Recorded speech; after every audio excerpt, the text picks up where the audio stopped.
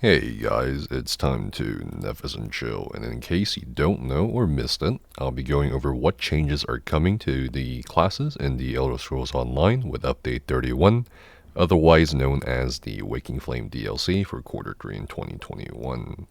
We'll start off with the Dragonknight class. Specifically, Magic Dragoknights in PvP or PvE are getting quite a strong buff with the Corrosive Armor Ultimate, as you'll be gaining not just physical penetration, but also spell penetration as well. Magic Dragoknights are quite strong in 1v1 scenarios already, and this may replace ultimates such as Shifting Standard or other skills in a variety of content. Furthermore, the Draconic passive Scaled Armor was adjusted to where you lost 1650 spell resistance, but you also gained 1650 physical resistance as well. The Necromancer class will also be receiving a slight buff via a fix where the Unnerving Boneyard morph was not considered by the game to be an AoE, despite being one. This means a CP slottable Biting Aura, which should now also affect the skill, will result in a slight DPS gain. Furthermore, Flame Skull and the Stam or Magicka morph of it will also see a slight DPS gain due to a fix in regards to how the game erroneously calculated the damage modifiers for the skill. Next, Nightblades, in addition to seeing a new stealth or invisibility gameplay under the new rules, will also have their cloak morphs be affected by the new rules as seen here.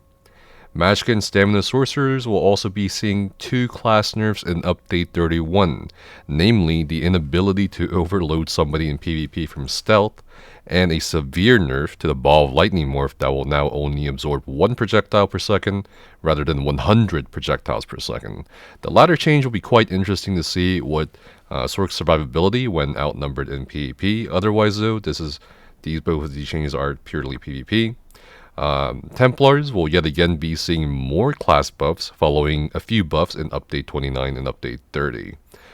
Black Backlash and its morphs such as Power to Light and Purifying Light will see a 30% boost up from 20% to 50% to its copied damage effect, which will certainly see a DPS gain for both Stamplars and Magplars in PvE raids, particularly with the fact that the final tick of either morph scales off of your spell or weapon damage rather than your max magic or stamina next patch, which is pretty huge, more so for Stamplars. Furthermore, positive modifiers on the player, such as Minor Berserk, Major Slayer, will now join negative modifiers on target, such as Major Vulnerability, Penetration, etc., to affect the final tick of the Purifying Light or Power to Light.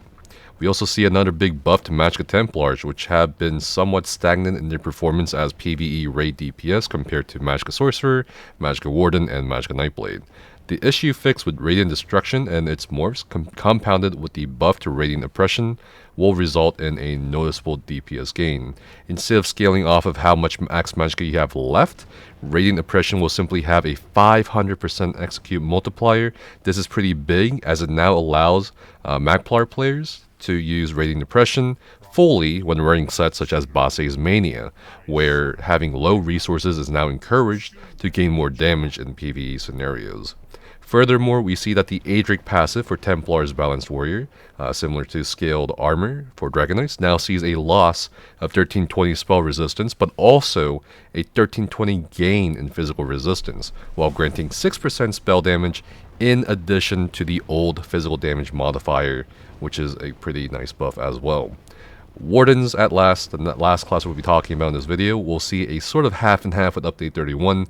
They'll be getting 4 seconds of major mending from their accelerated growth passive, while the duration of their frozen gates have been halved to 15 seconds, down from 30 seconds, although a fix went through in regards to their buggy disappearances, hopefully.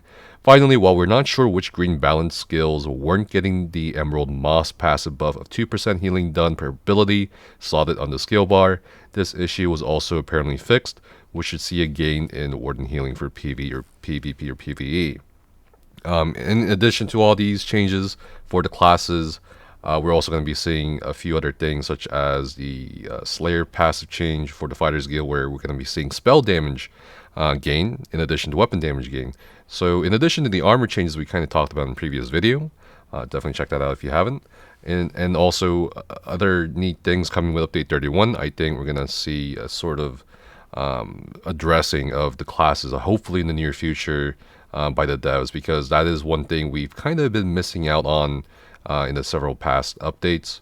While yes, the changes are not as massive as before, I think once everything has stabilized or everything has a standard with the item sets now, with the champion points and so forth, I hope to see a more exciting address of class changes and class balance, and hopefully this is the start of it.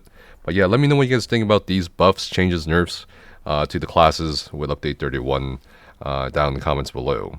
If you've been enjoying the content I've been putting out recently, definitely like and subscribe, as it does help our channel content reach more people. Thank you for being such amazing people and checking out the video and spending the time to do so. I will see you guys next time. Stay safe, have fun, bye.